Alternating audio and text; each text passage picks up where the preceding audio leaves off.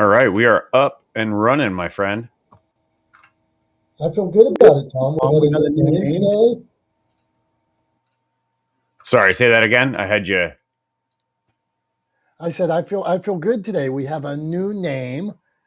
Our new name is not the smartest guys in the room, and we'll talk about that. But we admittedly, one thing me and Tom know, that we are not the smartest guys in the room. So every week we bring in experts in media and publishing and podcasting and things we don't know about.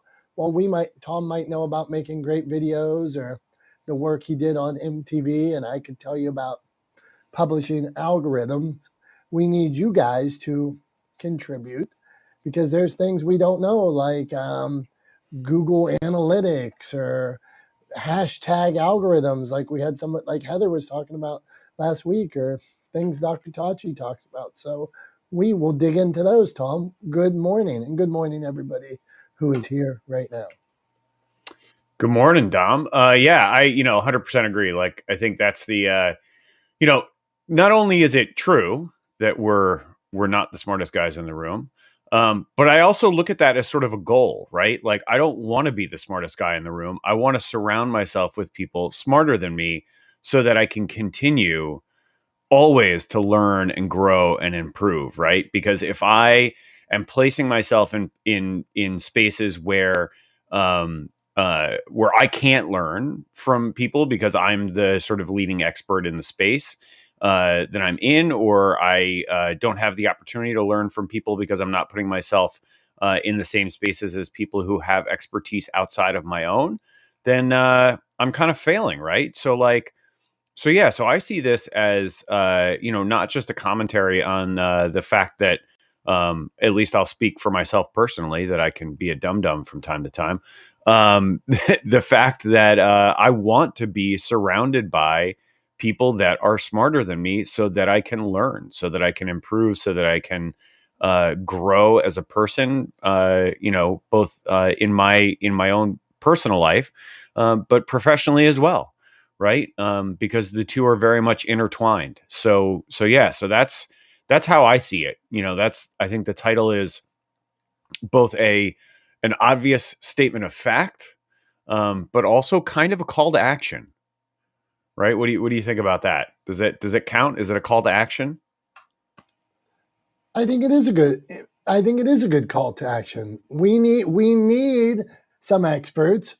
We're admitting we want to learn. Come, share your expertise, share your knowledge, share your struggle. All that stuff helps us, Tom. So what are you working on, Tom?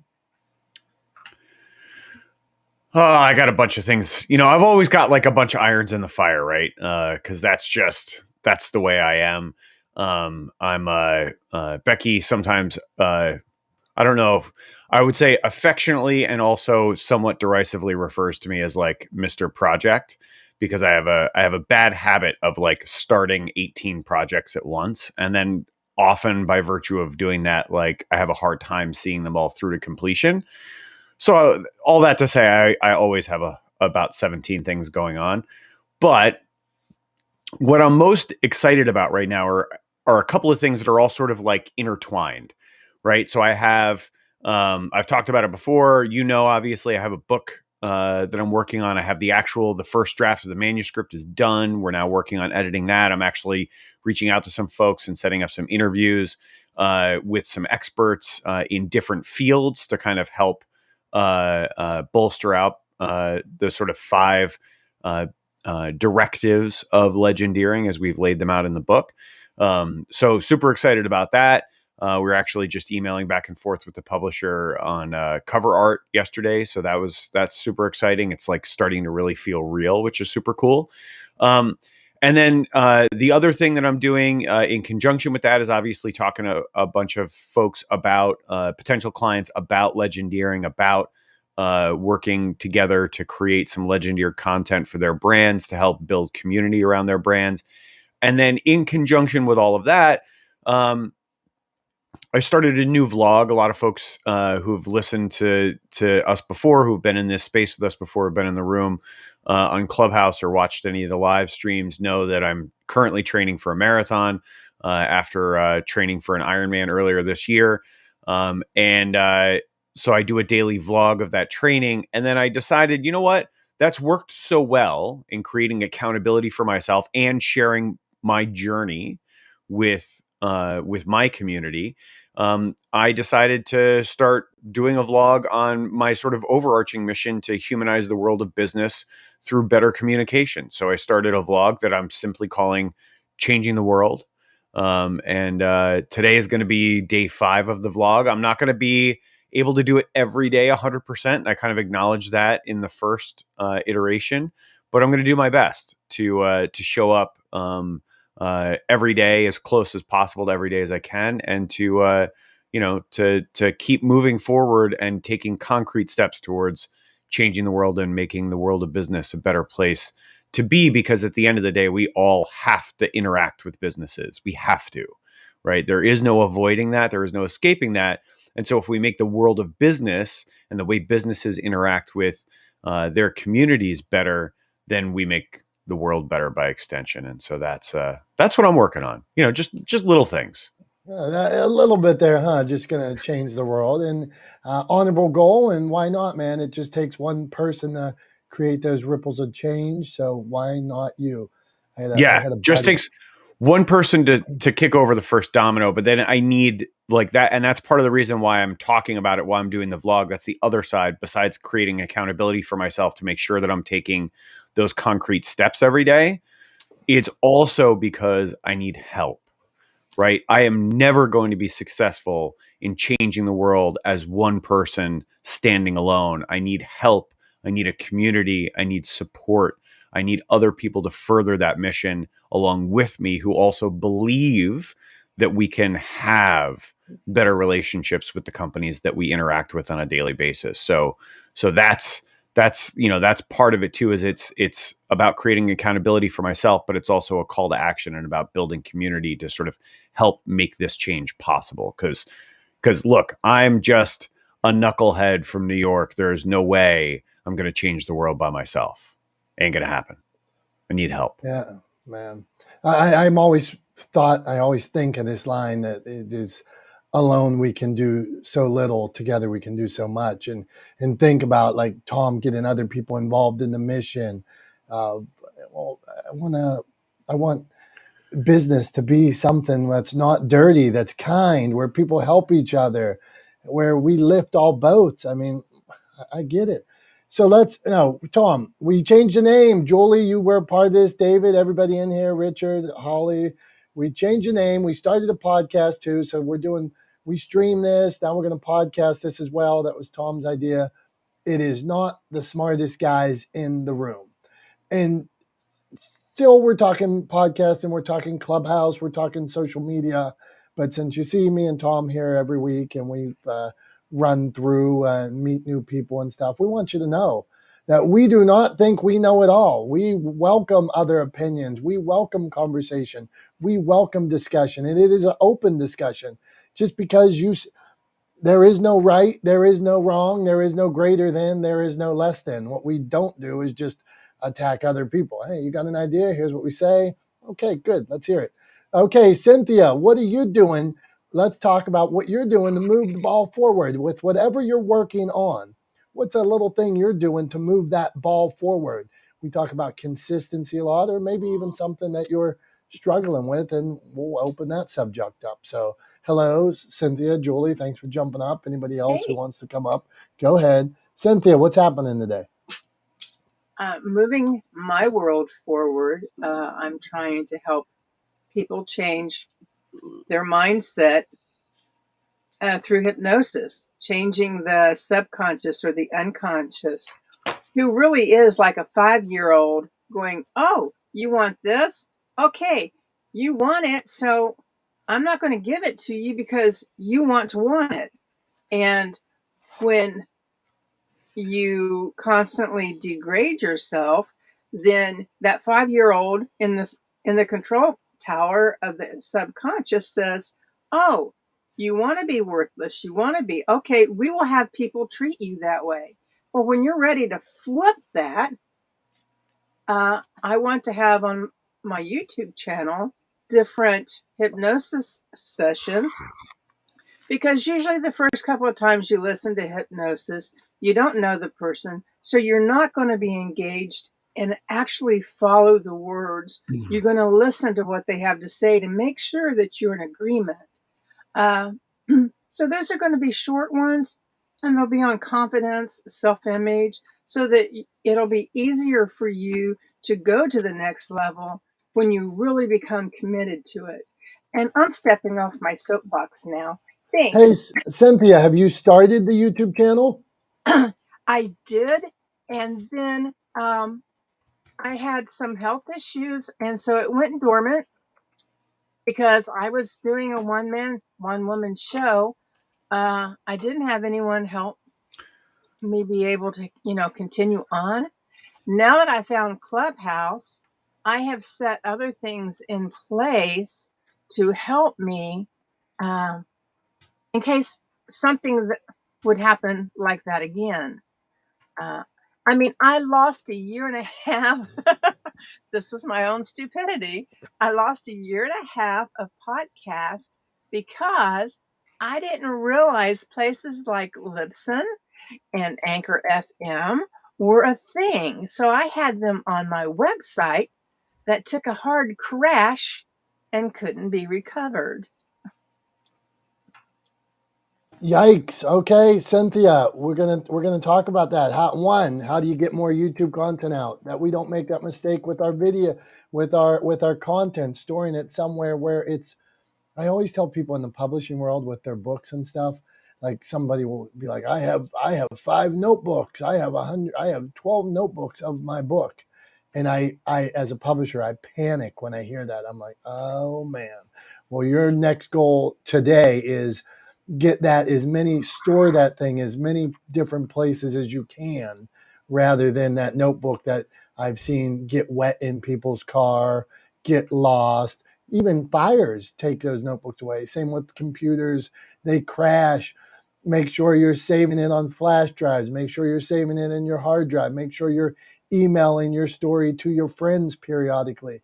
Make sure you're printing it out. Anything you can do to save those documents. That's in my world. So, Cynthia, we my hear first you. book, I lost in a flood. Yeah, You're it's right. it's like Back it's not that uncommon, right? These are important Right. things that people cherish. Shit happens. Excuse my language. It happens. So you need to prepare for these types of things and say, okay, well, like I like Julie with MediaCasters. We'll go to her on this. Julie's business model is getting things off of social and having MediaCasters with all her content there, because you don't own the Facebooks, you don't own the Instagrams, you don't own the YouTubes. Then what? What happens if they crash and things like that? So, or all of a sudden charge, or all of a sudden say, hey, $8 for your whatever name, or for your check mark. So, Julie, where do you weigh in on all this? Go on, Tom. Hold on. Well, I was Yeah. just going to say, right before you said $8 for your check mark, I was just about to say, look what's going on with Twitter, right? Like, everybody has kind of thought of Twitter as like, just like a lot of people think of like Facebook, Instagram, now TikTok, Clubhouse, right? All of these platforms people think of as sort of these set in stone or concrete um, uh, uh, uh, I don't know, edifices, institutions is actually the word I was looking for, right? So everybody thinks of them as these concrete institutions. But as we can see with what's going on with Twitter right now, all you need is one guy with too much money and not enough sense, and you can have things go sideways real fast, right? And guess what? Most of these social media platforms are controlled by one guy with too much money and not enough sense. So just something to bear in mind and keep in the back of your head, right? And sorry, I jumped in, Julie, before you had a chance to talk. I will throw it to you now. I want to hear what you have to say about getting off of other people's platforms. Thanks, guys. And I guess I am not really keeping abreast on Elon Musk and all the craziness going on in Twitter. But yeah, I mean, going back to the old fashioned way. I mean, what's most important? Building that email list and website. I'm so sorry, Cynthia. That's horrible. What a nightmare that happened. Maybe we're too dependent on technology. I'm not quite sure. But, I find myself there, and I've seen it a lot. People's social media getting hacked, and they're so dependent on it, they don't know what to do when it disappears. So that's kind of why I've migrated a little bit over to Mighty Networks to create an area where your people all can reside, support, and it's really a hybrid. But something could happen to that. So we just never know. It's always having a backup plan. Thanks, guys. Thank you, Julie. And books are something like that as well, where the book will stand if the computers all go down. The book is still there. If 20 years from now people are like, it's not good to look at that little screen anymore, that's bad for you, all of a sudden, hey, books are still there. And then if that goes down, maybe, you know what we could all do? This is a crazy idea, since we're here on Clubhouse all together. We could do in-person events. We could go places and we could meet people. We could shake their hands. We could look them in the eyes. So those I can't wait for that. who said that?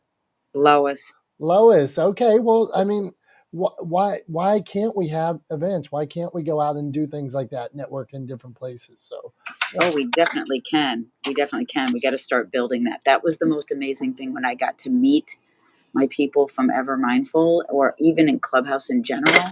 That was just the most amazing and one of many of my fond memories.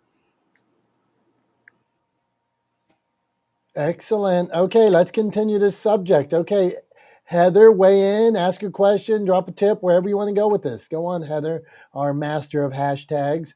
You really had the room up in arms last week when you were given hashtag knowledge. Go on. I'm so dead. Oh my gosh. That's so funny. And I am passionate about hashtags because I've been hashtags are never going away and they're actually expanding. So, but yeah, thanks guys for having me. I actually am super stoked because in 12 minutes I'm gonna be on the news, so that's awesome. So I gotta repurpose that when I get it right, and that's where I wanted to talk about was the repurposing of it, because you can have your content on Instagram. You have your short form videos on Instagram, but then Instagram goes down. Well, then you're just going to have to start all over again on the other platforms, and if Instagram goes down, do you have a backup of all of those videos, right? So that's why I think omnipresence is important, and making content not just for one platform, but for the internet itself, for your real estate, for your website, put all of your stuff on your website, so then if ish does go down, then you know what I mean, you have a place where people can still consume your content. I first got into WordPress website design. I'm laughing because I went onto the Wayback Machine. I don't know if you know what Wayback Machine is. It's the Internet Archive, and you can type in any website and see if it's been archived. So I used to I would go to Disney.com and see what it looked like in 1996. It's so great. But I actually looked at my old website, and I first started offering WordPress website design because social media wasn't such a big thing at that point, and people consumed content on your website. That's where you would search for you, and there was no other place to find you except Google, or if you were listed somewhere in a directory. But and so just making content for the internet itself, for your website itself, I think is easier than creating content just for one platform. So that's why if you look me up on any using a hashtag, using my branded hashtag, if you just literally type in my branded hashtag on Google or any platform, I will pop up. And that's because that's for a reason. So I'm not beholden to just one platform.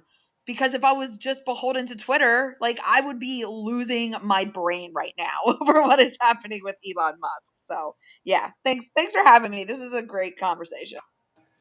I just want to jump in there, Dom, for a second, because I think Heather was hitting on something that's incredibly important that is often overlooked, and something that I come across in a lot of my conversations with clients is we'll be talking about creating content, and then they'll ask me, okay, so where do we put this video or these videos? Do we put them on YouTube? Sure. Right? Do we put them on Facebook? Yes. Do we put them on our website? Definitely. Right? Like, and often the answer is, over and over and over again, when they ask where to put it, my answer is yes. Right? Because at the end of the day, you should always be working towards making yourself, your content, your brand, your business, whatever you're representing, whatever you're creating the content for, easier for people to find. Right? Stop making it difficult for people to find things. One of the easy ways to make people to find things is hashtags, right? Another easy way is using the same handle across all of your different media platforms, right? So like I see people all the time, they're like, on Twitter I'm this, on Facebook I'm this, on LinkedIn I'm this. I'm the same thing on every platform. If you search me on any platform here, Instagram, if you just type my handle into Google, it'll populate the whole page of all the places you can find Talix Media and Tom Langan online. If you just type in at Talix Media LLC, boom, you get a whole page of Google results of where you can find Talix Media, right? And that's because I want it to be real easy for people to find my business, right? Like, I'm not trying to make it difficult, but people don't think about that. Like, it's just like hanging a sign out in front of your physical brick and mortar location, right? Do you want the sign to be easy to read, or do you want it in some sort of, do you want to make a sign in cuneiform that nobody can possibly interpret, right? No, that was a weird, obscure reference, but it was the first thing that popped into my head. Anyway, like, do you want your sign to be, we're here in the US, so in English or like Sanskrit, which makes more sense, right? Like, put the big sign out in English so people can read it and they can find you and they know where to look for you, right? Like, it seems like common sense, but a lot of people just don't think about it. So, and I saw Heather clapping for that. So hopefully that furthered what she was talking about, but I wanted to chime in with my, my couple of pennies to rub together on that one. I'll throw it back to you now. No, love it, man. Loving the conversation. Thank you all. Not the smartest guys in the room. That's the reset. That's the new name. I also wanted to jump in on that subject of when you're naming like your handle across the board. I have a problem when people make it one product, meaning you maybe you're going to write 10 books. Maybe Tom's Talix Media. He does a lot of things. So when people make it too small and then they grow over the years, now you have a growing problem. Like if you would name it based after one book or one item you sold, now 3 years from now, you decide to scale up or do more things. Does that one little name represent you anymore? And I think people have to, when they're choosing these handles, have to think big picture. Where do you want to go? And when I'm looking, today it'd be like, think when you were in college. At college is when I got my first email, I think. And I'm like, oh, this will be my email. It was like Dom Hot Pants or something, whatever my first email was. You're looking at things that day and then not looking at the big picture. And I think that's a mistake we could make. Okay, we got Lois, Debbie, Gary up on the stage here. Lois, what's going on today? Where are you weighing on all this?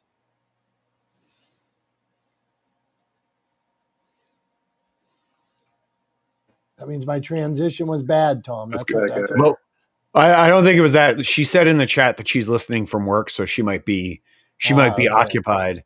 Understood. See, we need a chat monitor. We need a chat monitor. I mean, I can look at it, so I'll keep an eye on it. I'll keep an eye I'm on not it. good at it. I go in a couple times and then I'm like, well, that would have been a good subject to talk about. So feel And free to say, go on. Simon Buckton down there says, our friend from across the pond says he's laughing at the title. So Simon, are you already? He already have an afternoon tea? He may be. He taught us about his teas last year, no, and what, coffee. It was coffee. Afternoon coffee. He was talking about coffee. and then He on corrected other. us, right? Tea is northern. Tea is Yeah. more of a northern England thing, and coffee is more of a London thing. And Simon is more of a coffee guy. I remember that from last week. And Tom looks like he's drinking some coffee there. And I got in trouble for drinking Diet Mountain Dew last week. Okay, Gary, you were flashing. We're going to go to Gary, then Debbie. What do we got, Gary? Hi, Dominic, and hi, Julie. Thanks for inviting me to the room and bringing me on stage. I want to say that I want to chime in first on the topic. There definitely is a threat to content producer because you find that social media owners and managers, they have the last say in terms of our content out there. But there's a couple of things that I want to say. The primary focus of content production is part of it is centered around visibility, and I do believe that there's multiple platforms and where we can get visibility from. I'm just going to quickly go through them. um, Mass marketing media, we have radio, television, newspaper, but most social media content tend to back away from this, perhaps because of the costs associated with it. But is there creative ways to still leverage these mass media platform? I do believe that there is creative ways in which you can leverage them, divorced from the high cost or developing strategic game plans around those costs. Um, Social media today, we have the various type of social media platforms, including the metaverse, and that brings me to the point of the urgency and the necessity of also looking at independent communication platform. Now, I do believe that as content producers, if we can identify ways to coexist on all of these platforms, it will definitely help not only with visibility, it will help with reach, impact, conversion, building confidence, trust, and ultimately credibility. Um, the one that I would want to really play up heavily here is us having the independent communication platform. A quick definition of what that is. Um, you want to leverage all the various mass media, social media, metaverse platforms as a funnel. And the funnel, they're all going to your independent communication platforms.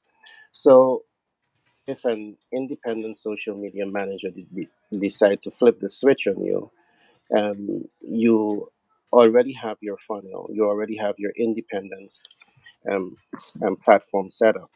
But as we look at our independent communication platforms as a mechanism, as a safety net for our social content, I believe that is a couple of things that we should keep in mind: the process, the benefits, the costs, and the team and application. Because even as we think of building out independent communication platforms, um, these are all factors that will influence how successful we're going to be um, in setting this up. Gary, and I yield the mic back to you, Dominic. Hey, Gary, man, we appreciate you, and I think that's we've been discussing this a little bit. Like Julie has her media casters, and we were talking about ways like publishing in books to take things off email lists, to take things away from social media. So all good points. Hey, I got a question. I'm wondering. I hate when I say that. I got a question. I hate it. Okay, so and then I'm going to say the question is, yeah, so dumb. Okay, how many of you guys take your short form content and put it on your website? Like I understand a lot of us put our like this long videos and stuff like that. Do anybody take like clips and put them on their websites and Hey stuff? Dom, I do. I actually love embedding I have a page. I think it's called like You Found Heather Cox Codes on YouTube or on TikTok. It's a page on my website that if you search, I think Heather Cox Codes TikTok, it brings it to that page. And then I've embedded a couple of my videos from like a year ago, like one of my like a few of my most like viral ones or whatever. And I put them on there, and then it's like a call to action to follow me on TikTok. So yes, I do embed the short because it's so great. Like it gives you the embed code, so why not? Okay, so what I was wondering, a step further, how many people take short form, like Dr. Tachi talks about being platform agnostic, and Tom said that before. How many people take the short form content that they've made on their computer before they moved it to a Reels or a TikTok and put it on their computer so that it's not embedded by TikTok? What do you think about that, Heather?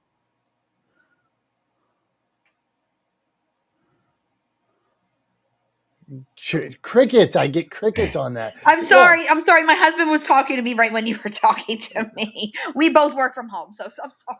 No, I understood. And we sometimes I'm in the basement and my wife's on the second floor, and sometimes she'll knock on the door all of a sudden the door opens and the dog comes in the room. I'm like, what the heck does that mean? So anyway, what I was asking Heather is, what about short form content that doesn't have the real embed, or it doesn't have the TikTok embed? So rather than giving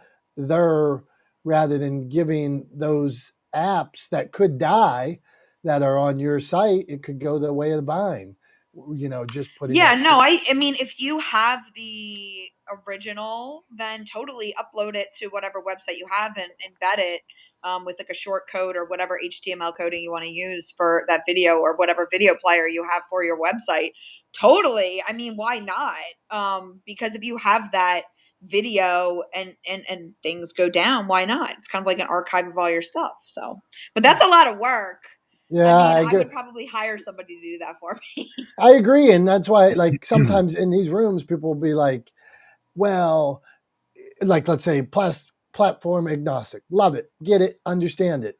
But sometimes I just want you to put something out. You made a good video one place, put it out the other place. I'd rather you put it out than not put it out. I get it if you have time to whittle them all down and scrub these logos and things like that. But if your message was good on it, maybe you should just put it out. Understanding it isn't going to get the reach of something that doesn't have those branded marks on them. So, okay, we are not the smartest guys. Tom, go on. Tom may be the smartest guy in the room. I'm sure I'm not. I'd be willing to bet.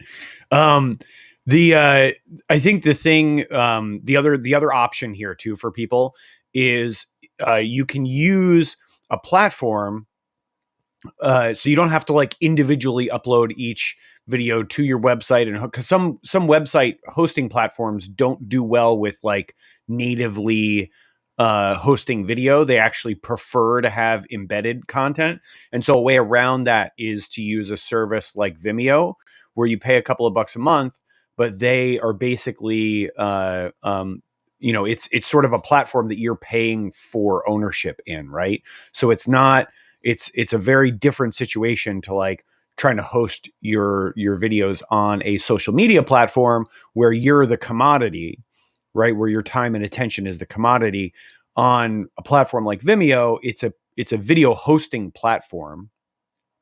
And if you pay a couple of bucks a month, you get access to some professional fee you can use to sort of embed video content and put it in other places, including on your website. So that's one way. And then the other side too is like, YouTube is not going anywhere anytime soon. It'll evolve over time like any platform does. But at the end of the day, remember that YouTube is not a social media platform. YouTube is really at its core a search engine, right? That traffics in video, right, as the commodity that you search, right? They're a video hosting platform that functions like a search engine. And YouTube is the second largest search engine in the world behind Google. So just remember that YouTube's probably not going anywhere. It's a relatively safe bet to host content on YouTube. But then also always keep a copy somewhere else, right? On another drive, preferably 2 copies on 2 separate drives, right? For redundancy, so that you always can revert back to the original copy of that content, so that you always have it to re-upload it, to repost it, et cetera, if and when some of these platforms go defunct or go the way of Vine, like you said before, which apparently now Elon's thinking about bringing back. He doesn't even know what he's doing. I was going to say, I have no idea what he's doing. He doesn't even know what he's doing. Fair enough. And I have videos that I lost as well, that I used to store them on. I stored them on whatever app I was using. So once I saw them on that app, I deleted the hard ones from whatever drive, because I'm like, well, they're on this app. And then sometimes I went in and deleted them from the app because the app was saying I was using up too much storage. But these videos were like precious videos, and deleting them at any point was dumb, because sometimes I deleted them both places, and I regret that I don't have these, because I love long form content, because I can use it and break it down for years and years and years. I can break a 30-minute video down into hundreds of clips. So, and then use it different way with music, with not. Okay, we're going to meet my friend Debbie Griffiths. Just wrote a book, Torched, Burnt by a Gaslighter. Debbie is now on TikTok as well, making videos. And we were talking about the creative of it, Debbie. So why don't you tell us about that process, and maybe some reservations you have, and maybe some things you like about sharing your story that way. Go on, Debbie. No pressure here. Oh, no pressure at all. Good morning, everyone. Yes, I just got onto TikTok. I broke down and trying, and I got on it, and I had just been playing around with creating little videos as a way to try to promote my book. And it's kind of fun, but I have a lot to learn. And I love the name for this group. Not the smartest guys in the room, because I definitely am not. And I get so much wealth of information, just listening to you all every week. So I do appreciate it. So with TikTok, I'm just taking my time learning and building up that social media platform. Continue to build up on Facebook and Instagram and LinkedIn. I have a few things on Twitter. Haven't really promoted that much in the last few years. And actually, I have a question for Heather. She brought up hashtags, and I have a website that is also helping to promote the book, called Broken to Boldness. So I've been using that hashtag, Broken to Boldness, but do I need to brand that? And if so, how do you go about doing that? So I'm landing my plane. So the question, Heather might be talking to her husband again. That's what she said. So the question to Heather is, how do you brand the hashtag? How do you brand the hashtag on your website? So Heather, Yeah, what do you think about that? Yeah, so my business is Heather Cox Codes. So my hashtag would be Heather Cox Codes. So my podcast is called Into the Black, but there were a lot of people who used hashtag Into the Black. So what did I do? I thought about it, and I was like, okay, how can I make this the most unique hashtag out there, so that when people search it, now it may be a little more difficult to search because of the way I wrote it, but I'm like hammering it into people's brains. It's hashtag Into the Black, but the I is a 1 and the O is a 0. So that makes it super, like, it's mine. Like, nobody else is going to ever use that hashtag except for my brand, my podcast. So, and I use that hashtag on my bio on my Instagram. I use it every time I post a video, over on TikTok, YouTube, Facebook, Instagram, whatever. I always use that hashtag because it categorizes everything. It puts it under that hashtag Into the Black category. And then you should also use the hashtag on your website. So, like, I put it on the link in my bio page that I've created on my website. I put it in the footer of my website. I even put it on my clients' websites in the footer, because when I make their website, they have a little thing at the bottom, really small, that says website managed and created by hashtag Heather Cox Codes. So just think of the most unique hashtag that you can create and be very consistent with it across all of your pages, all of your profiles, all of your websites. And then, it'll be easier for people to find you. Heather, you're teaching class again. So are you Sorry. and we want this, and you're going to be like, well, guys, I'm charging you, so forget it. Stop, So never. This is are a you group effort. That's why I love Clubhouse. So in every post, so let's say if I'm posting 20 times a day, 6 times a day, are you suggesting that I should put hashtag motivation champs in every one of those posts at least, because, because on some you're saying, well, you can't use as many hashtags, use less, use more, but you're saying the branded hashtag is like a no-brainer. You have to use that every Yes, the time. branded hashtag always. Like with my content with Heather Cox Codes, and like I'll differentiate and go back and forth between my content. So like I'll post a tip for social media that day, and I'll put hashtag Heather Cox Codes. But then the reel that I'm posting about my, my podcast Into the Black, I'll use that hashtag over there. So you just got to think about how you're using it. But yeah, use it every day. You're not going to get like knocked for it unless you use the same set of 10. Like if you use the same set of 10 in the same order every day, eventually you're going to get shadow banned. So that's why you need to always change up your hashtags, always. But keep your branded, but all the other ones that are describing your content, that are like talking about your content, that are categorizing your content, you have to change up or you're going to get shadow banned. Fantastic. Thank you, Heather. Debbie, back to you. What do you think about Heather's hashtag lessons? That's a weird word. I absolutely love it. Thank you so much, Heather. And it's great information. And I learned a lot about that and hashtags. So thank you. Heather, what do you think about other people using your hashtags? Like we have a dear friend who, me and Tom have a dear friend. One of his hashtags is "We rise by lifting others up." Love the hashtag. It's sharing positivity and stuff like that. So sometimes I share a piece of content that I think meets on his mission, and I use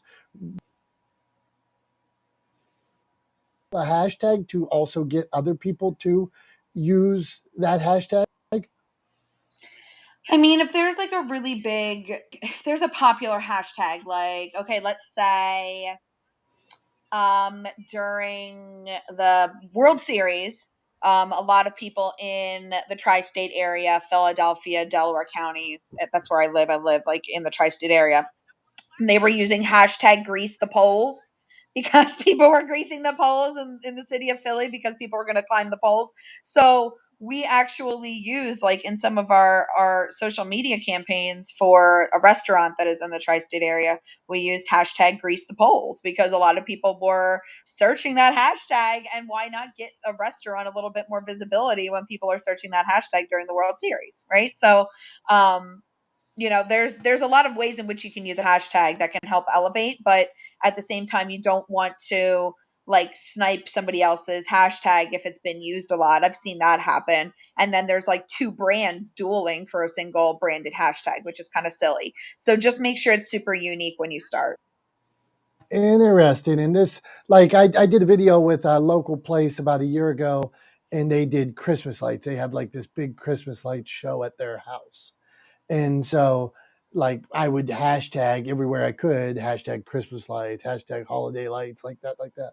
And all of a sudden, they called me one day and somebody found them.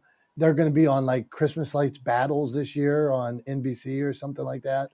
And they said they found their video that we had done with them the year before. And you wonder, hey, was it because they were just pushed hashtag Christmas lights, and the 60th piece of content there was the video we made with them about Christmas lights. So I feel there is value, like you said, about the grease the poles, right?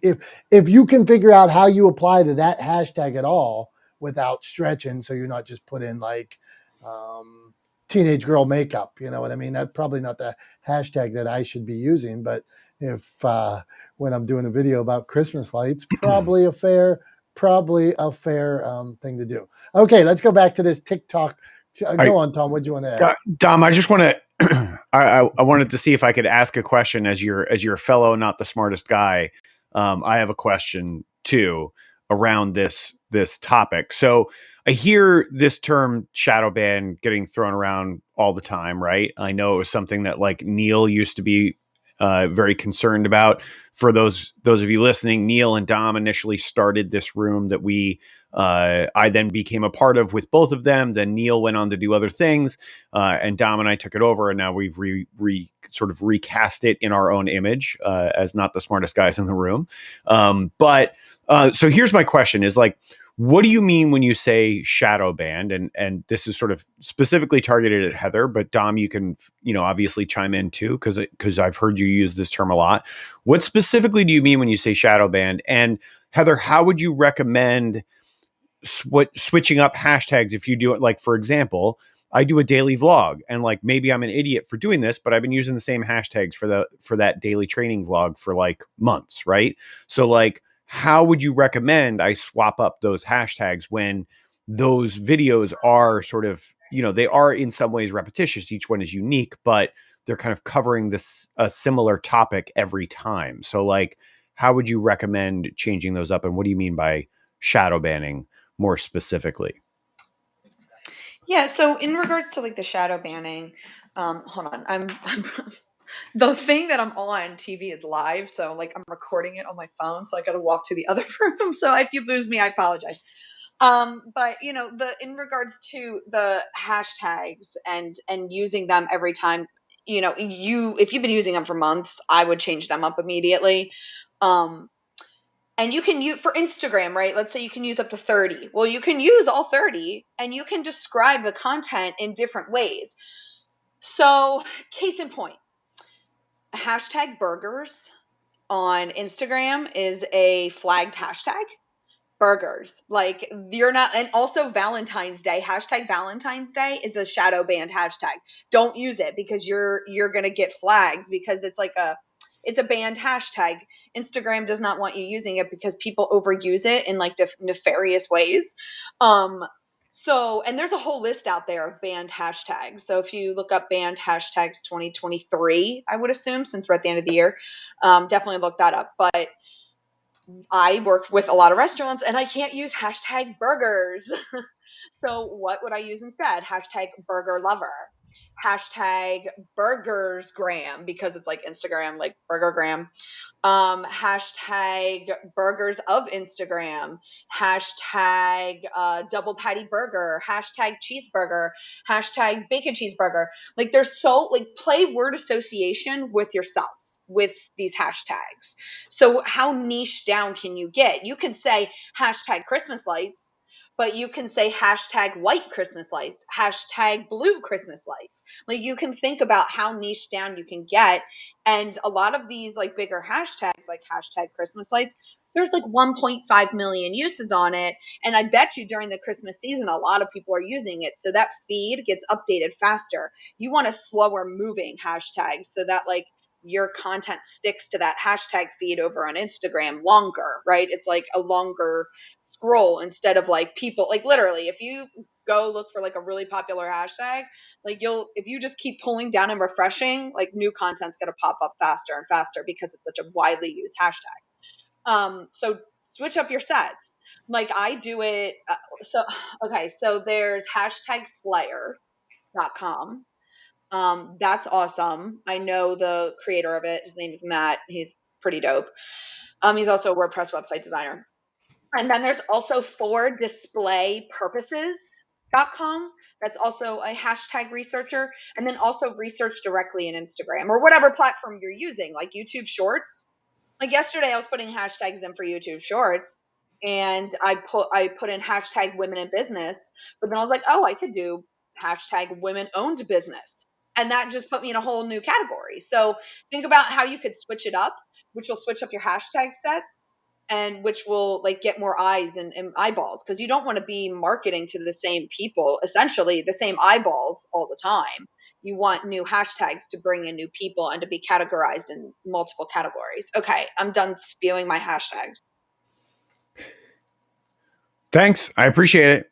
It's definitely helpful, and something I will start doing for sure is switching up those hashtags. So I pulled up hashtag Slayer, your friend's website, but I'll be looking at, some hashtag generating platforms, and yeah, it's one of those things, because like I simply haven't done it because, on the surface, I'm like, well, how many different hashtags can I think of?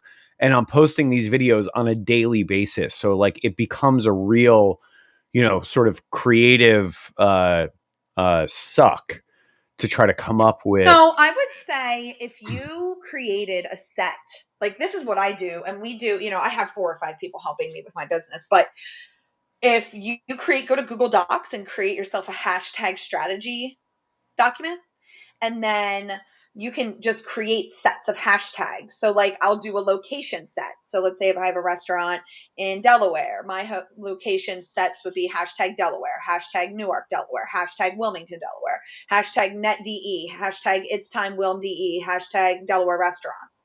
Then let's say the food I'm talking about, hashtag American food, hashtag burger life, hashtag burger lover, hashtag charcuterie, hashtag craft beer. You know what I mean? So like think about those different categories of your content and then write hashtags based on those categories, and then just literally like switch them up.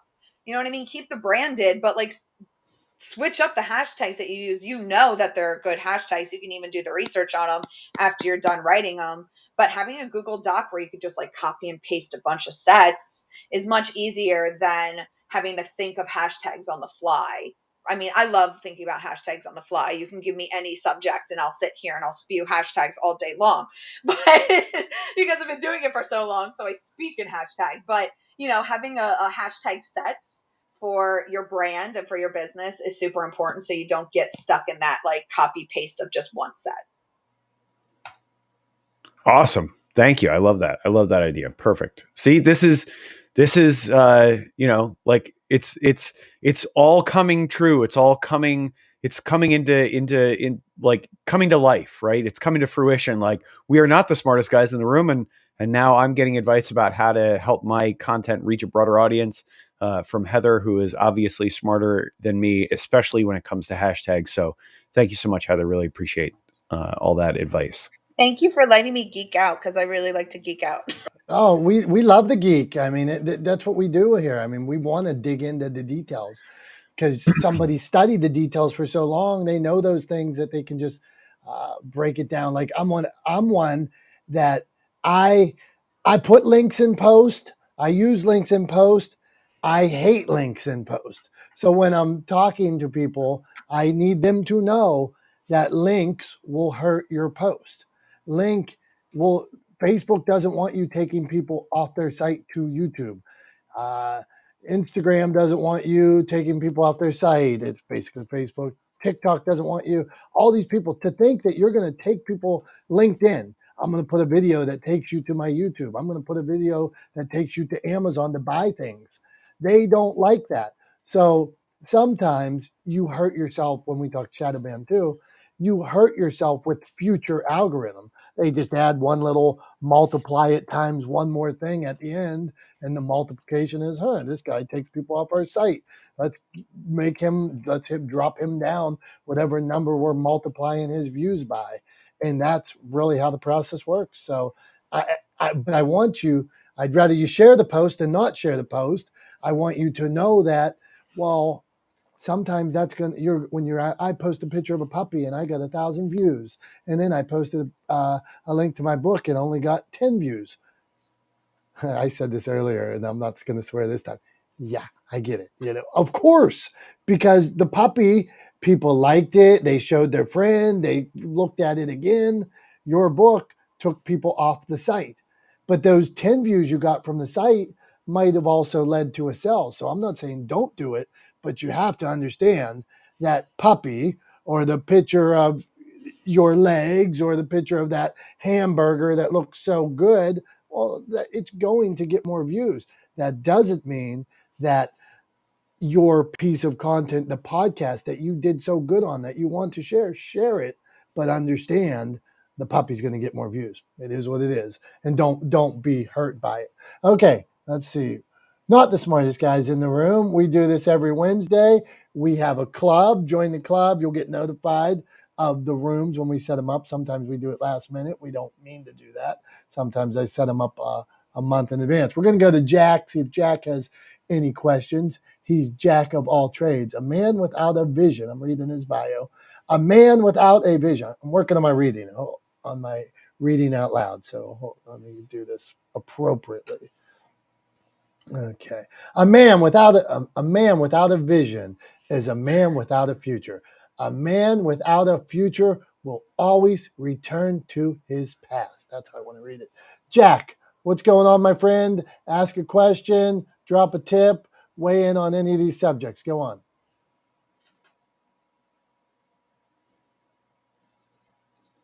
Going once, going twice. Oh, you're on mute, Dom. I can't hear you. Okay, I said, hold on. We're giving Jack a chance. Jack's going to have to, you got a little microphone. You got to push the microphone, turn it on and off if you wanted to tackle that subject. If not, you want to give the countdown, Tom? Going once, going twice. I mean, I was just saying, because there was a healthy pause there. So I was just, I was chiming in with a countdown to give Jack a minute.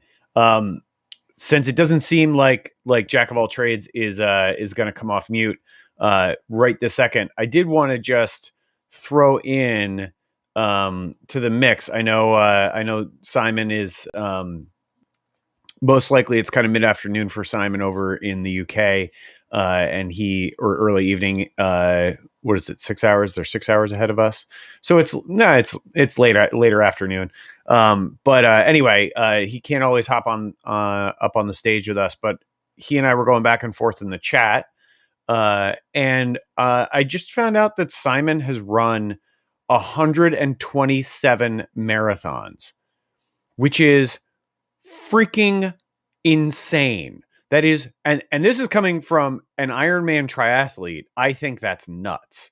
Like, that is an incredible amount of training and consistent tenacity to be able to accomplish something like that. He's also getting ready to or training to take he put adult scooter. I'm assuming he just means an adult sized scooter.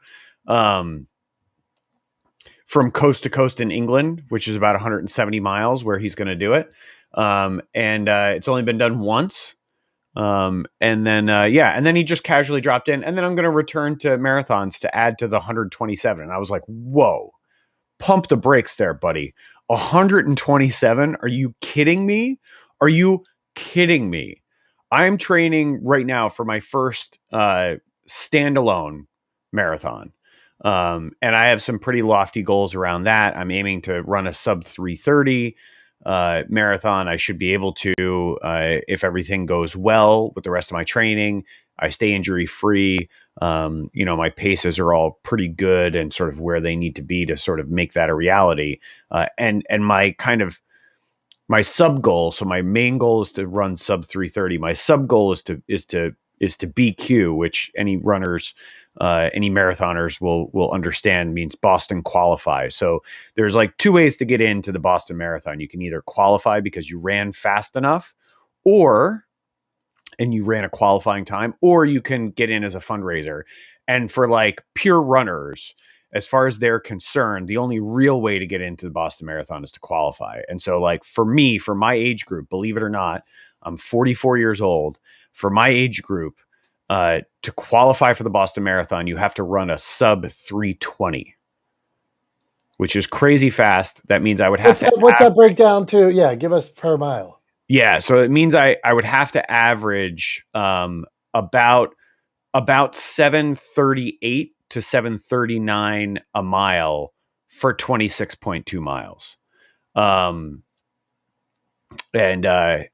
So And Simon just said, he said in the chat, he said, thanks. It's always been to raise awareness of mental illness, which I think is amazing. And also, I cannot overstate the value for mental health of exercise. Right. And I know this is something this is a soapbox that I've climbed on before and I will continue to climb on. But seriously, like if you find yourself struggling, if you find yourself feeling depressed, especially as we go into sort of the darkest months of the year, right, where there's the least amount of daylight here in the Northern Hemisphere, right? If you find that seasonal affective disorder, which is a real thing kicking in, and you find yourself feeling a little bit more depressed, go for a walk, right? Like get out and move. You cannot overestimate the value of that endorphin release you get from exercise and the value that it has for positive mental health.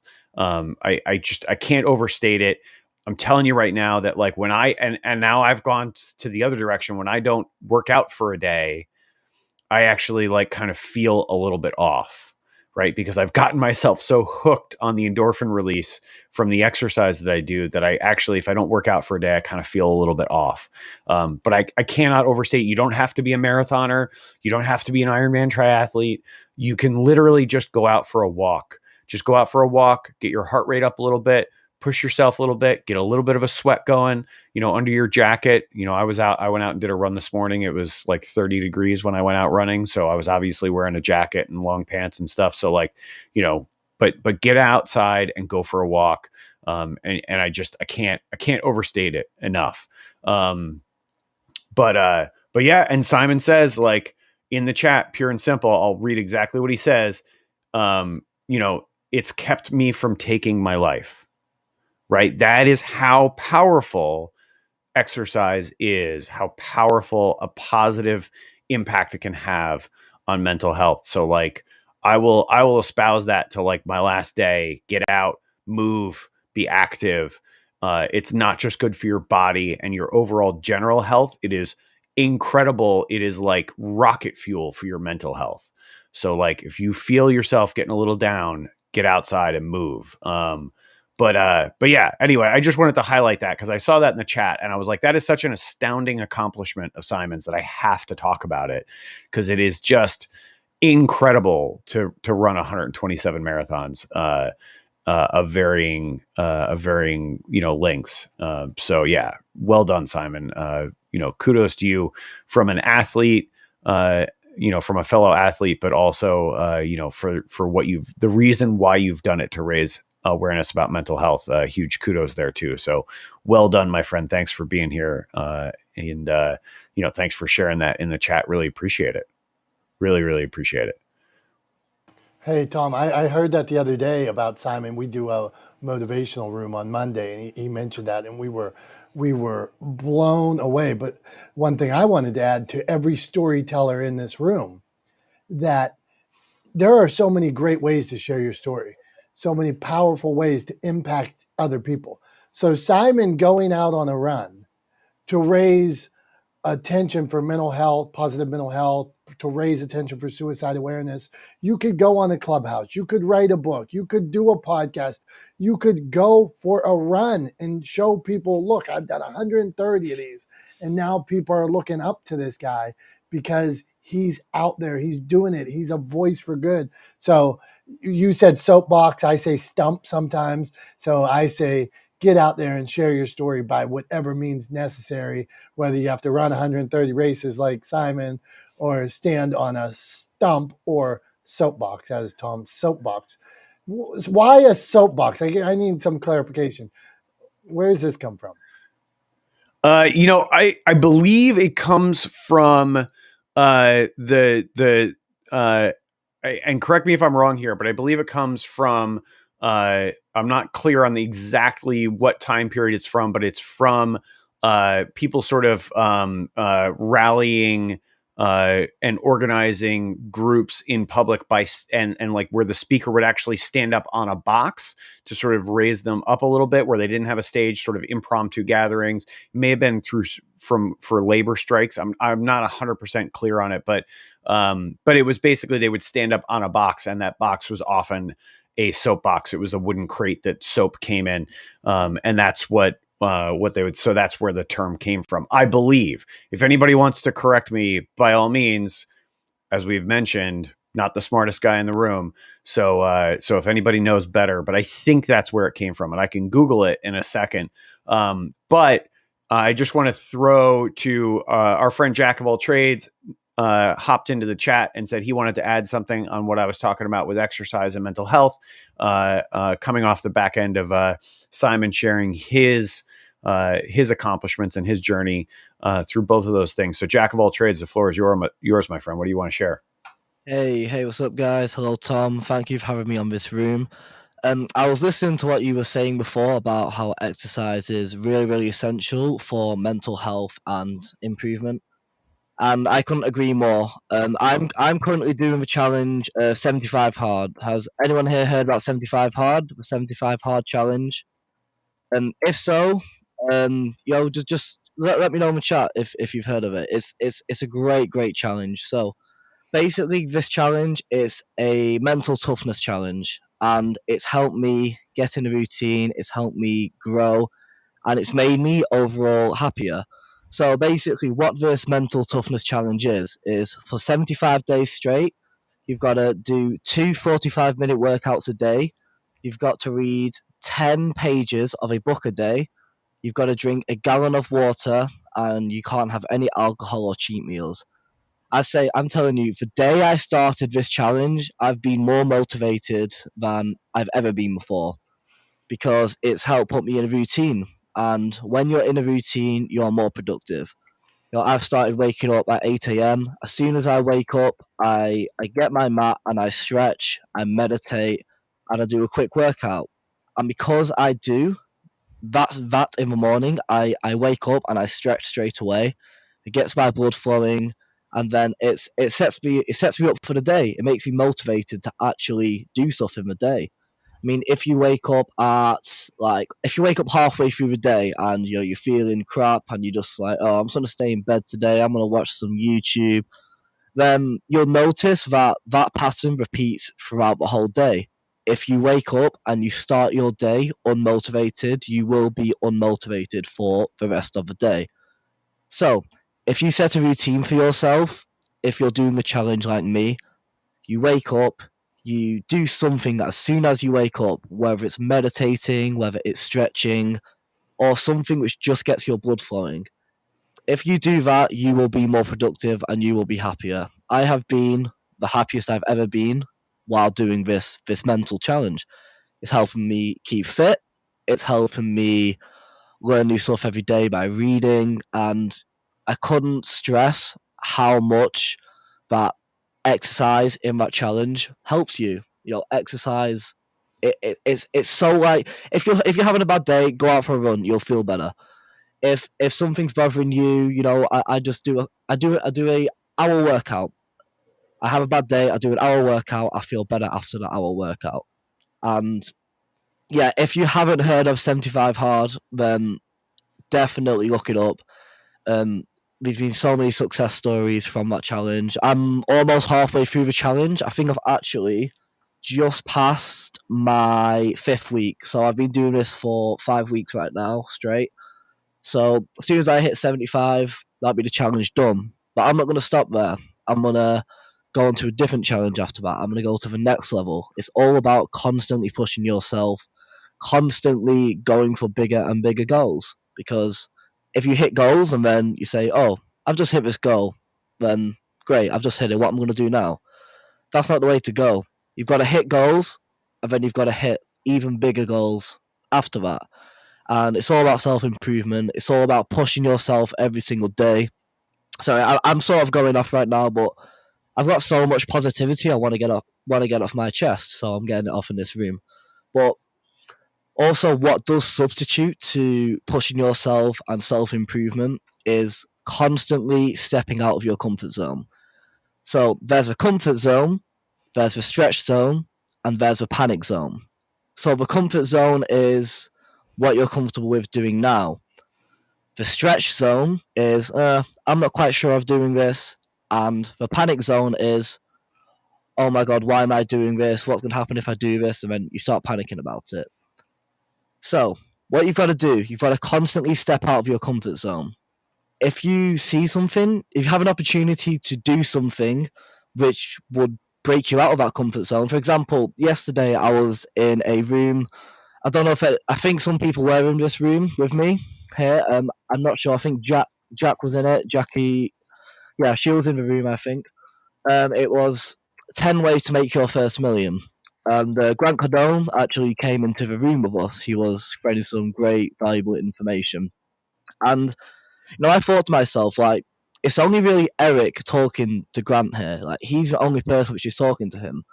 There's so many other people in this room. There was like 250 people in the room talking to, just listening to Grant. And I got invited up as a speaker because I do quite a lot in that room. I'm very privileged to have that. But I thought, I'm in a room right now with a guy who has made billions in real estate. Like, you don't get an opportunity like this every day to speak to someone on that level. So I took the shot. I said, "Hey Grant, I've got a question for you," and he answered, and he was like, "Sure, what's your question?"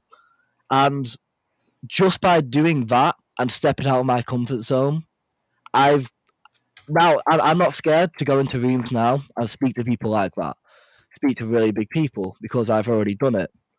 Now that I've done that, I was nervous. Of course, I was nervous, but because I did that, I'm more confident now.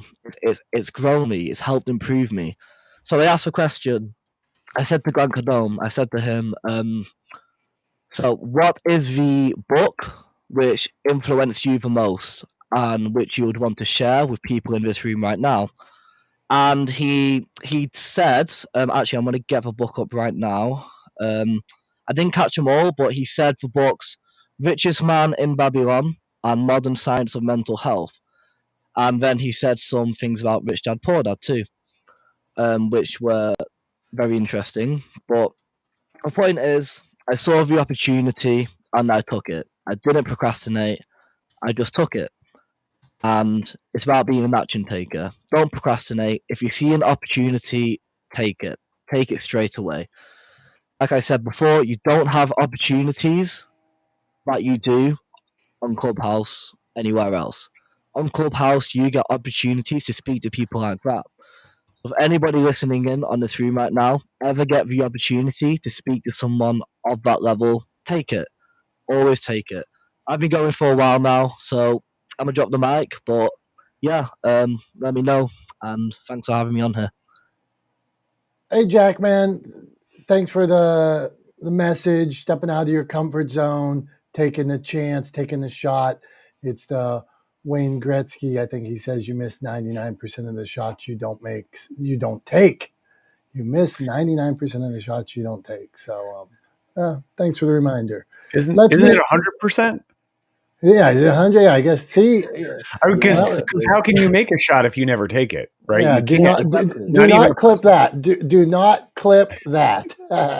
Okay, let's meet our fly fishing friend. Okay, Brandon, Charlie, Chris, anybody you want to come up, raise your hand, or we'll call you up. I mean, do your thing. We always love having you guys. I want Chris. Fishing I'm friend. gonna call out Chris. Chris is my friend who often would watch us on Facebook and comment and ask questions. That's my friend Chris from Maine, the dog behaviorist extraordinaire, and the guy that I adopted Batman from, one of my dogs. So yeah, I'm gonna call out Chris. Chris, get up here and say something smart. I know you're capable. And I like his profile picture. It's a cool profile picture. So it makes me look at it and want to read the bio. If anybody listens to our live stream or something like that, if you're not on Clubhouse, it's a social audio app. You should, if you're on, make sure you have a profile picture. You don't want to just be a ghost. That's what they say on Facebook or any of those things. When you don't have a picture, your profile appears to look like a ghost. And you should get yourself a bio so that people know that you're not just on there to try to you're a bot or you're going to try to sell them something. You should have a little bio that at least tells a little bit about you. So to our fly fishing friend Elle, where do you stand on all this? What's going on with you? Good morning, you guys. I haven't seen you in a minute. No, that makes us sad too, but we're happy today when we see you. So thank you. Oh, I'm loving this conversation. I've long been a proponent of getting up in the morning and working out. It's not just something that's nice and you knock it out of your day. It is literally, I think I heard somebody say jet fuel. It is. I get up about 5 every morning. I do a little meditation in the morning first. I do ease into the workout. I don't just head right into the workout, but my best days are when I stay on schedule. I live in the north. It gets cold. Like I'm looking outside in my office window right now. It's a little gray. It's a little cloudy. I feel energized. I've already worked out today. I'm ready to tackle the day. And I stay pretty energized then throughout the day. I sleep better. For me, it's like medicine. That's how serious exercise is to me. Seasonal affective disorder is a thing that I do struggle with, and I know it. And this is like God's medicine. I mean, it is nature's medicine, and it is always there. It's readily available. There are no side effects except good ones.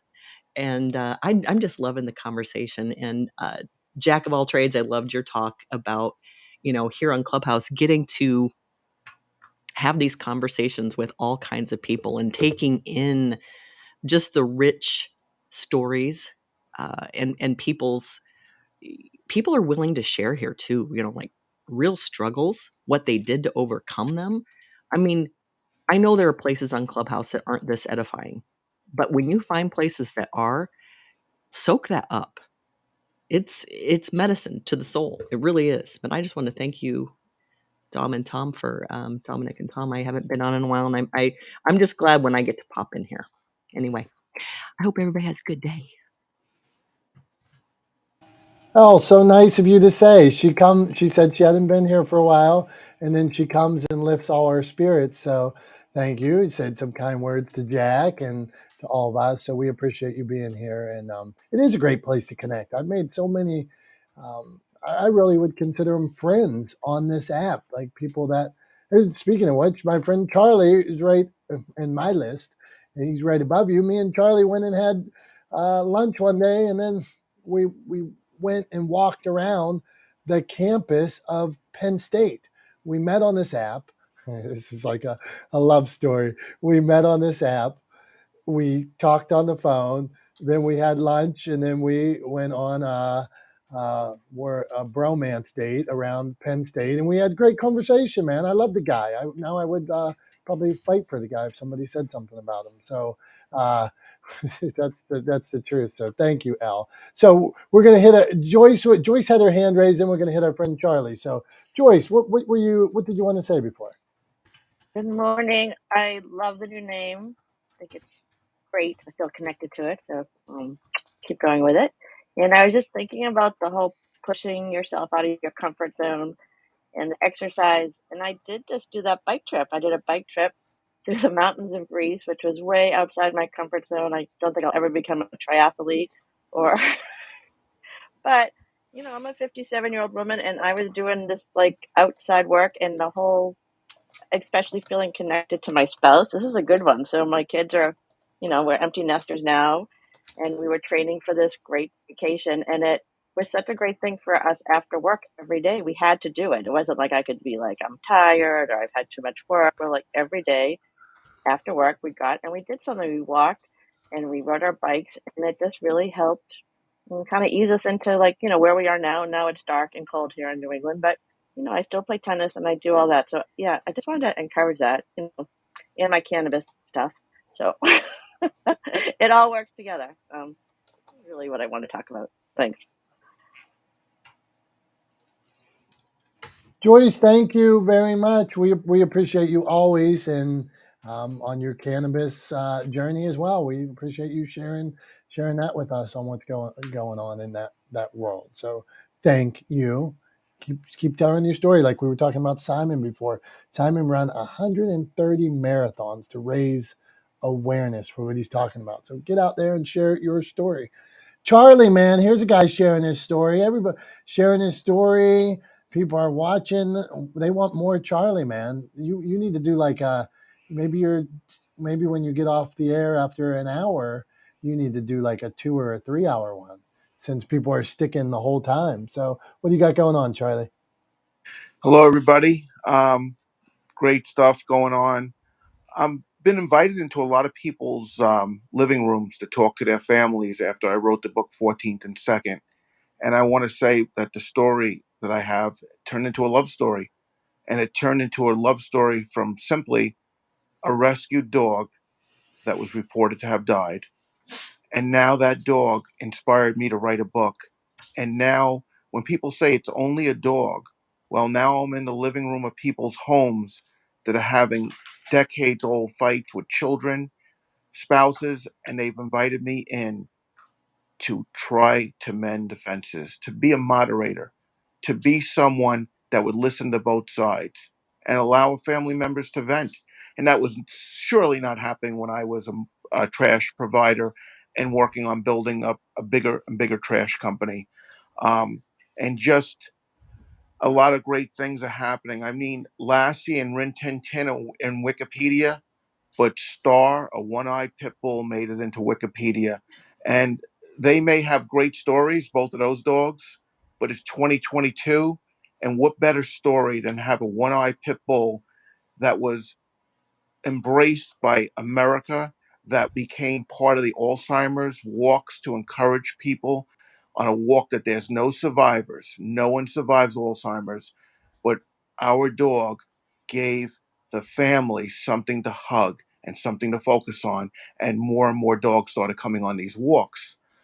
I'm very happy, Dominic, where I've landed because I'm in service finally to others. I spent a life in survival mode and I didn't really know what my needs were because I over qualified what my needs were, and I gained a bunch of weight and had a bunch of extra cars in the garage and had too many square feet.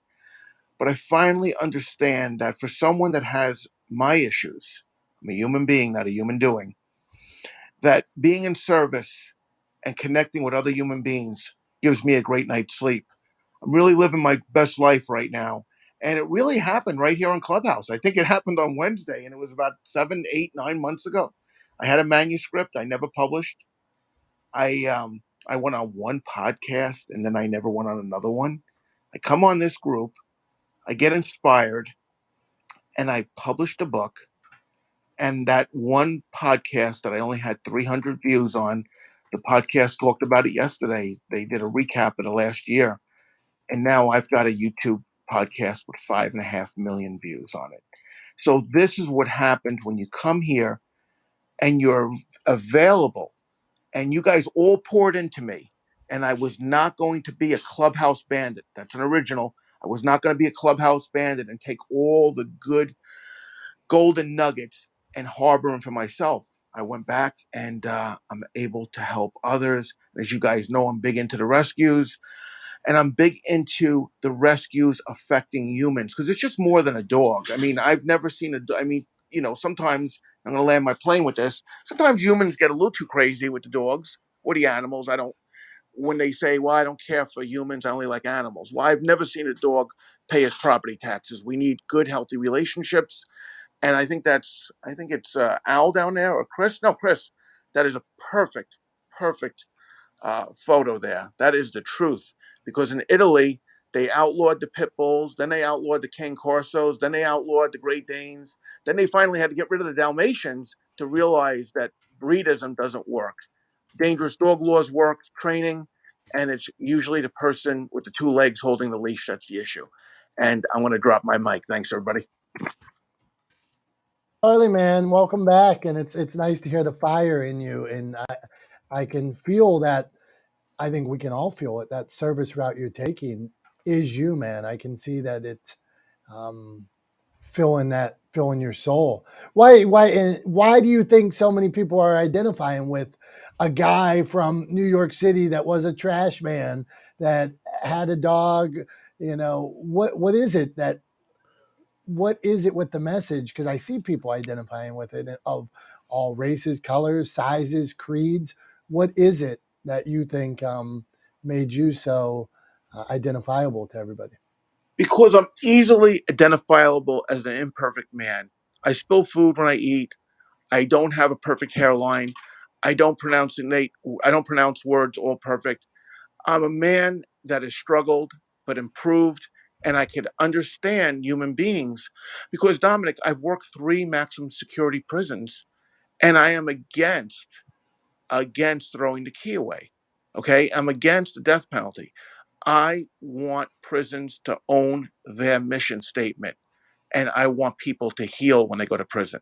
Okay, you don't hear that from politicians. I want them to heal because they're still human beings. And unfortunately, the public only hears the worst of the worst, the Charlie Manson types. There's a lot of brothers and sisters that are regular folks that got jammed up either on marijuana, they got jammed up with alcohol, pills. There's a whole host of reasons people go to prison. And we need to get these folks back out and productive so they can carry a message. And I think people can tell that that is my story. I mean, I've got the story of one time being homeless, then going from being homeless to working in the prison to making a multi-state trash business. I've done it all for everybody.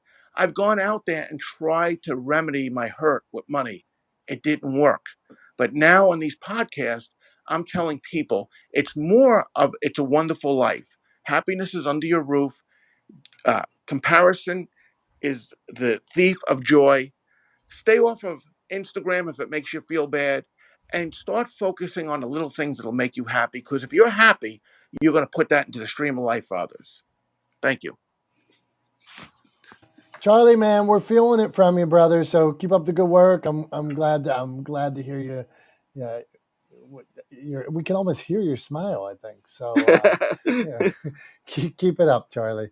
Hey, okay, Tom, you set the bar up here.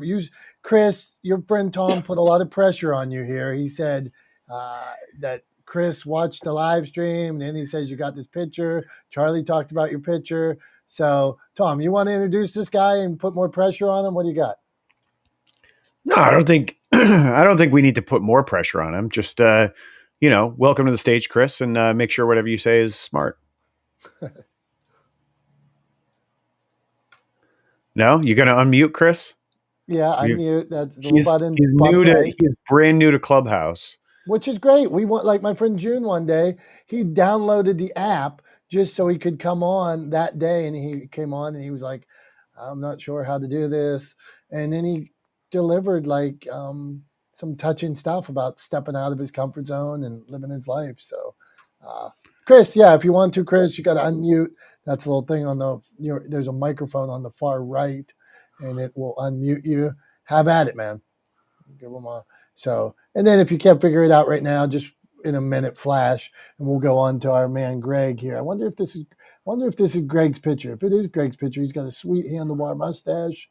So I respect the stash. Your stash game is strong. Military veteran, thank you for your service. Huge Buffalo Bills fan. I'm a Steeler fan, and you guys have been kicking my butt lately. So my neighbor watches Buffalo Bill games.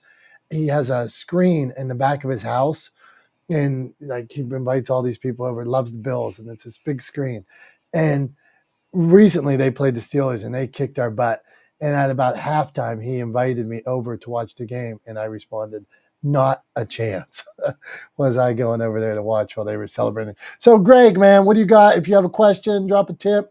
We talk about all things media, publishing, books, social media, even fitness. We don't know where we're going to go. What drinks, coffee? So, Greg, if you'd like to jump in, have at it, my friend.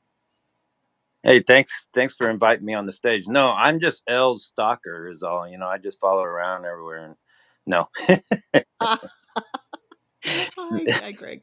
Hey, no, I am an author. I'm a veteran. That is my mustache. I'm a huge Bills fan, and anybody who is a Bills fan knows it's fun when we win, but when it comes down to winning what's important, it seems to always go the other way, and so it's a tough road to hoe to be a Bills fan. That's for sure. But I'm an author. I got some books out. I got 2 right now that I think are a necessity in our country today and everything that we're going through. I'm not for sure what your platform is, but if you want me to talk about them, I can. Well, so here's what we do, brother. In this room, we talk all things Clubhouse, publishing, social media. So what I would like, since you're a published author, we'll go down the author page of just give a tip for somebody that is thinking about writing a book, because you've done it twice now. You have a message you believe in. If somebody else wanted to write a book, what should they do? Well, the first thing is be very weary of self-publishers that are out there and what they promise you. When I first got started, I was scammed twice, actually, and I got frustrated with it. And so traditional publishing is outstanding, but you once you submit your manuscripts to all the traditional publishers, it takes forever for them to look at it, and then even if they do look at it, they might not even return a call. So it's a tough way to go that way. But self-publishing is still your best bet. You just have to really do your due diligence on finding the right self-publisher, and there's plenty out there that are legitimate, but just be very wary in doing so.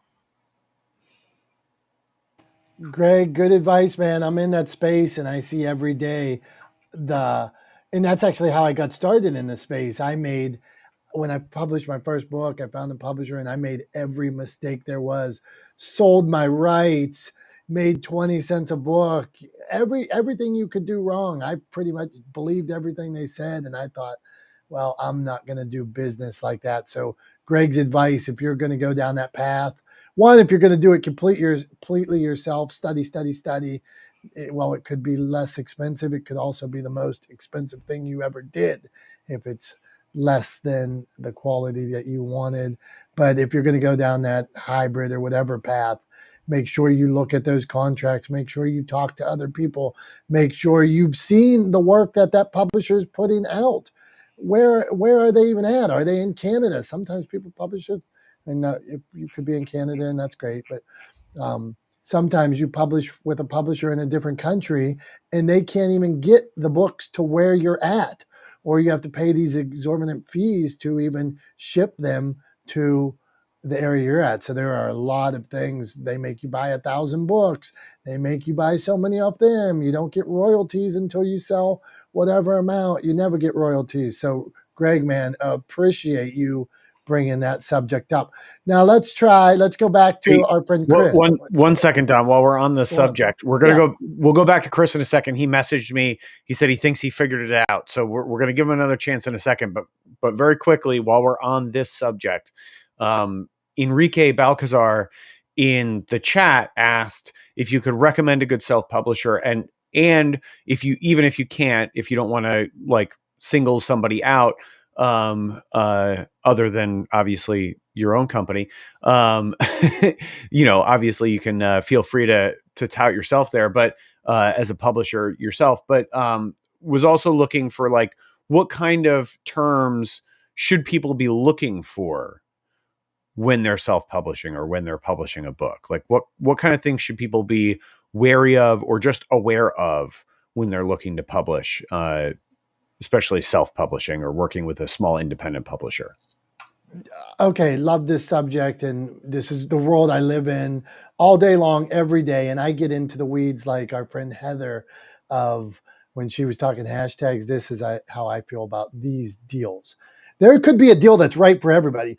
Like when I was young and sold all my rights to my first book, I had no money. The only way this book was going to get made was to sell my rights because they paid all the costs for me. So on one hand, looking back at it 10 years later, it was a bad deal because now they want $5,000, $10,000 for the rights to the book. So it's a book that I don't own. They made all the money on.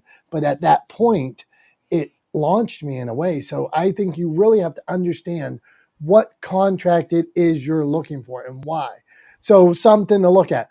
One, do I have to buy the books off of them? How much are the books I'm buying off of them? What is the wholesale cost? What does that mean? So is that publisher really making $1, $2 on every book, $5 on every book? Or you might say, well, hey, they got to do some work here. That's fine. How much money are they making on that book? Then in other case, they might say no royalties for you until you hit 500 books. Well, if you were going to make, let's say on Amazon, you were going to make $6 a book or whatever, $6, $8 a book, and you don't get any money from them until you sold 500 books.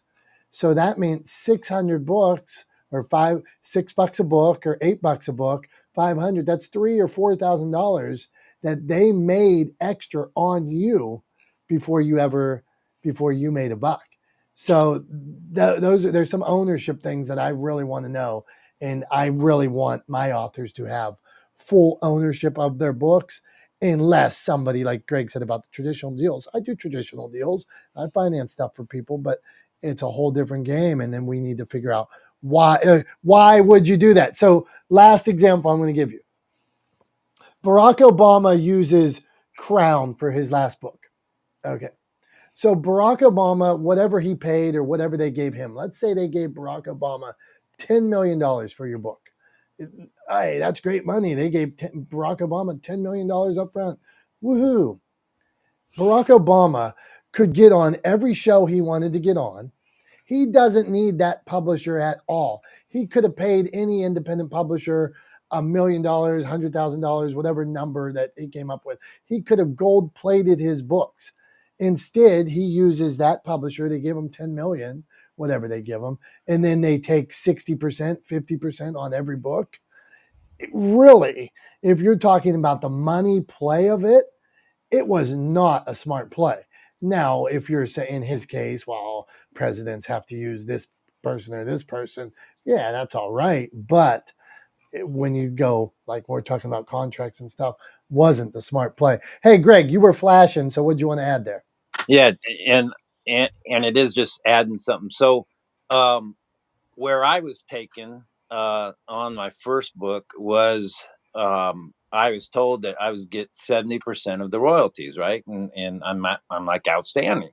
So you sign the contract and everything like that, and then once I got my first royalty check, I was getting 11 cents a copy that was being sold. Hey, And I got 20. You were the first time 11. That's his shit. I'm like, Go what on. the hell? So what it was that I didn't see, yeah, I got 70% of the royalties, but everything was taken out of my cut. So the printing cost was taken out of my cut. Everything was taken out of my cut. And I failed to see that. I was just excited. Here's a book, blah, blah, blah. But I learned. So make sure you read your contract. Thing I'll give for Enrique, and then because we could go, we'll talk about this next week or go on. And I'd love to chat with anybody who ever wants to talk about that. DM me and we can set up a call and we'll steer you in the right direction. I always tell people we'll steer you in the right direction, whether it's with me, somebody else. There might, like you might do. One of my friends publishes books about horses, Horse Tales for the Souls. She only does books on horses and equestrian stuff. There's a publisher that's right for everybody. Somebody else might do haunted, books about paranormal. That might be your publisher. Depending on your subject, you have to do the research and figure out, well, okay, what cost structure, how much was I willing to, did I want them to pay? Was there a publisher that really wants this kind of book? Maybe right now they're looking for books on, somebody out there is looking for books exactly on what you do, and they want to launch their company, and you've created something, and they're like, wow, as soon as we get a book on this, on paranormal vampires that are motivational, we're going to give them $1 million advance. It could happen.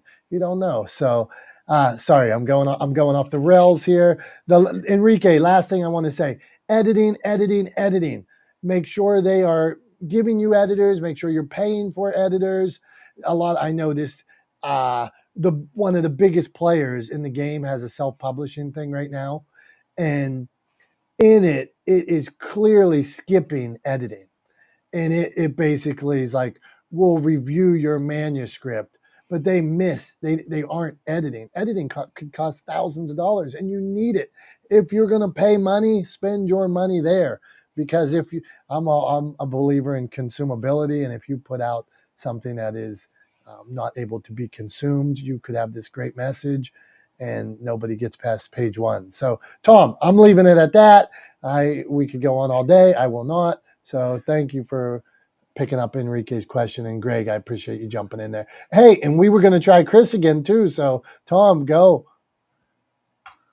All right, pressure's on, Chris. Can you unmute and can you say something smart? Go for it. Can we do it? Can we do it? Can we unmute? Chris, come on, buddy. Come on, buddy. You know, you're being mean because if he can't get on, then he's never going to come back. So that's not nice of you. We are a supportive I'm not being group. mean. Being a little bit mean. Being a little bit mean. Well, he's a friend of mine, and we've known each other for years. And I think he would probably say I'm not being mean because trust me, like the sort of he is a good enough friend of mine that the sort of level of mean we have been to each other and can be to each other in conversation is much worse than a little bit of pressure. But some tough love for him. Tough love's good, you know. Yeah. And actually, Chris has a emojis. Look, he can make emojis there. He put a skull up. What, you can figure out emojis, but you can't figure out how to unmute, man? Come on. We have people that have been on the app a year that don't know about emojis. Tom, I think I'm calling it. This is the time of day where we put the pressure on Tom. Now Chris has to come back, and we do have a club, so you'll get it. We do a room every Wednesday, so it starts at 9:30 Eastern. We're thankful when you guys come by and drive the conversation, ask questions and stuff. So, Tom, have at it. Thanks, man. So I don't know what's going on with Chris. He's figured out emojis. He's throwing up skulls and exclamation points, but apparently his thumbs can't reach the microphone button on his phone for some reason.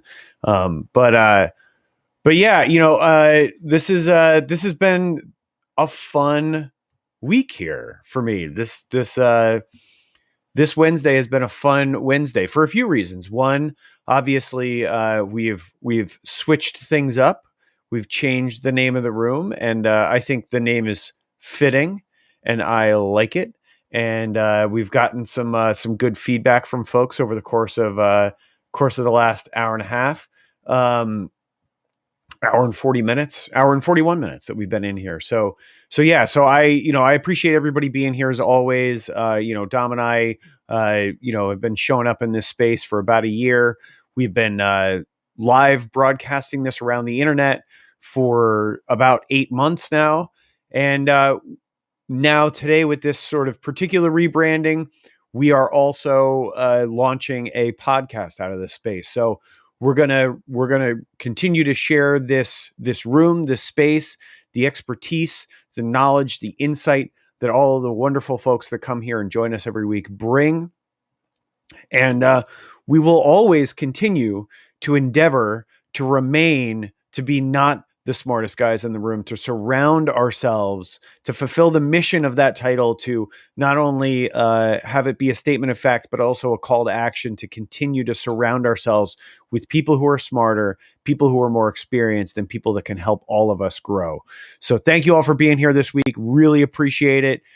Make sure you keep an eye out for the podcast. We'll share. Dom and I will both share that when we get it up and running. It may not be for a week or so we may be a little bit behind. I'm going to try to get this one up in the next couple of days, but we'll see. But either way, thank you everybody for being here. Thank you for sharing your insight and brilliance and knowledge with us this week. And we can't wait to see you next Wednesday, 9:30 a.m. Eastern. Chris, we expect you to figure out how to unmute by that time. So next Wednesday, 9:30 a.m. Eastern, we'll see you guys here with Dom and myself. We are not the smartest guys in the room. Until next week, bye everybody.